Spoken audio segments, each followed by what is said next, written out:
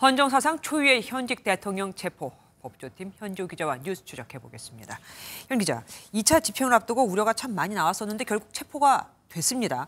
1차에는 실패하고 2차에는 성공한 이유, 뭐라고 봐야 할까요? 네, 크게 일단 두 가지를 꼽을 수가 있을 것 같습니다. 공수처와 경찰의 기선 제압, 그리고 대통령 경호처의 와해입니다. 이번에는 앞서 1차 집행 때와는 비교도 안 될 정도로 많은 인력이 투입이 됐죠. 1차 집행 때 집행 인력이 110명 정도였는데 2차 때는 8배에 가까운 1,100명이 투입됐습니다. 네. 경호처 인력을 다 모아야 200~300명 수준인데 그보다 훨씬 많은 인원이 물밀듯이 들어가면서 이번엔 기선 제압이 확실하게 됐습니다. 수뇌부 체포 전략도 통했다, 이렇게 봐도 됩니까? 네, 그 2차 집행 전부터 경호처 내부에서 동요라든지 분열이 좀 심화되고 있는 상황이었습니다. 맞아요. 경호관들에게 빠질 사람은 빠져도 좋다, 이런 지시가 내려가 있는 상황이었고요. 실제 휴가를 간 인원도 꽤 됐다고 하고 집행이 이뤄지고 있을 때 경호관 대부분이 대기동에 그냥 머물러 있었다고 합니다. 대기하고 있었다.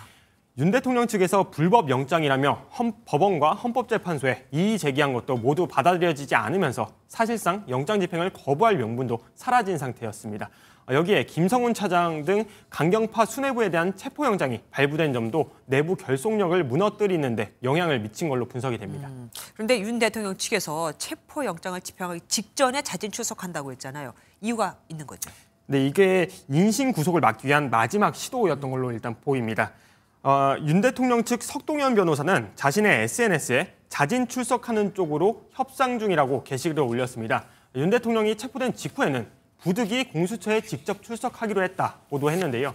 공수처가 자진 출석을 받아들이면 체포영장 효력이 없어지는 건데 이걸 노렸던 걸로 해석이 됩니다. 법조계는 영장을 집행하지 않고 자진 출석시키는 건 말도 안 된다는 반응이 나왔습니다. 판사 출신 차성한 교수는 강제로 인신을 구속할 수 있는 법적 근거가 사라지는 거라며 자진 출석을 용인하면 안 된다, 이런 입장을 밝히기도 했습니다. 네, 윤 대통령 측에서 공수처가 공문을 유조했다, 이런 주장도 펼치고 있더라고요. 이건 무슨 얘기입니까? 네, 그 논란에 처음 불을 지핀 건 공수처가 55경비단으로부터 받았다는 공문이었습니다. 저거네요. 네, 그 한남동 대통령 관저로 출입을 허가받았다, 이런 내용이 담겨 있는데요. 윤 대통령 측은 그런 사실이 없다, 55경비단은 출입 승인권이 없다면서 반발하고 공수처가 위조 공문을 만들었다고 주장을 했습니다. 집행 전날 공수처와 경찰이 55부대장을 불러서 강제로 관인을 가져다가 공문을 찍게 했다는 건데요.